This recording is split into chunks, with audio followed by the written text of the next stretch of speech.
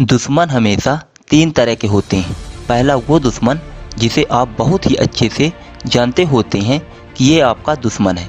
दूसरे होते हैं आपके गुप्त दुश्मन, जो सामने आपके कभी भी खुलकर अपनी दुश्मनी या जलन भावना प्रकट और साबित नहीं होने देते, लेकिन ये गुप्त रूप से अंदर ही अंदर आपका बुरा सोचते रहते हैं और मौका मिलते ही आपका बुरा करने से भी नहीं चूकते।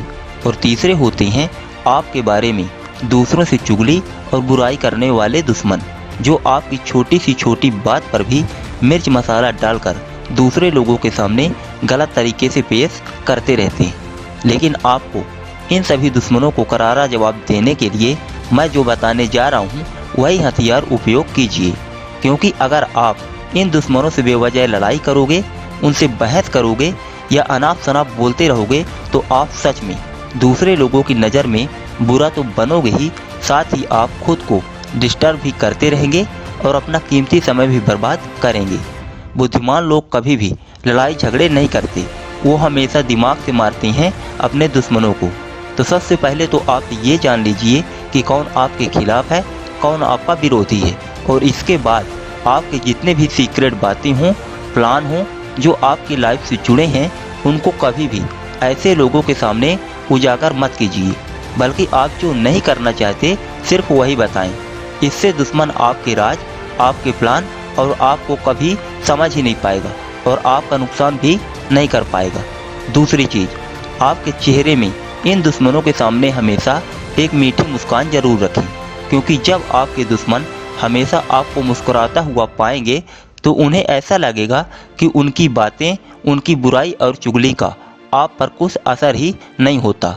तीसरी चीज़, दुश्मन हमेशा आपके पावर और आपकी कमजोरी के बारे में जानने का प्रयास जरूर करते हैं, इसलिए कभी भी लोगों को अपनी कमजोरी और पावर के बारे में कभी भी मत बताइए। इसे अपने तक ही सीमित रखें और लोगों के सामने ऐसे खुद को जरूर दिखाएं जैसे आप बहुत शक्तिशाली हों अंदर से, मतलब कि हाथी के दांत खाने के और दिखाने के। और जो लोग आपके बारे में बेवजह ही चुगली और बुराई करते रहते हैं, उनसे परेशान होने की ज़रूरत नहीं, बल्कि आप खुश रहिए, क्योंकि एक समय के बाद दूसरे लोग खुद समझ जाते हैं कि बुरा कौन है।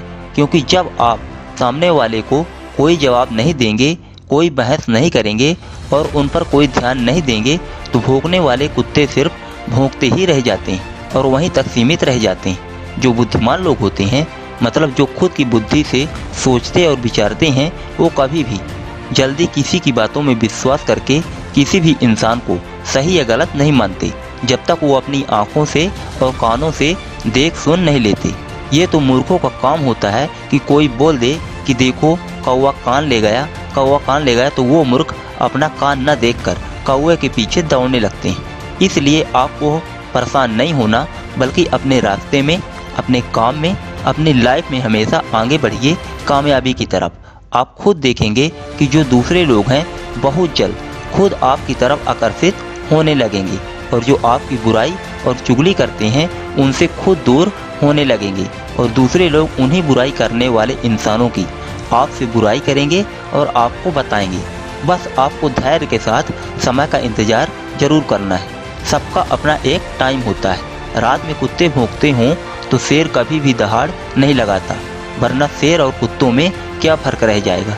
ऐसे ही जो आपसे दुश्मनी रखते हैं, आपकी बजाय बुराई और चुगली करते रहते हैं, वो पहले से ही खुद को आपसे छोटा समझने लगते हैं, और यही चीज़ उनके अंदर आपको लेकर दुश्मनी और जलन भावना पैदा कर देती है।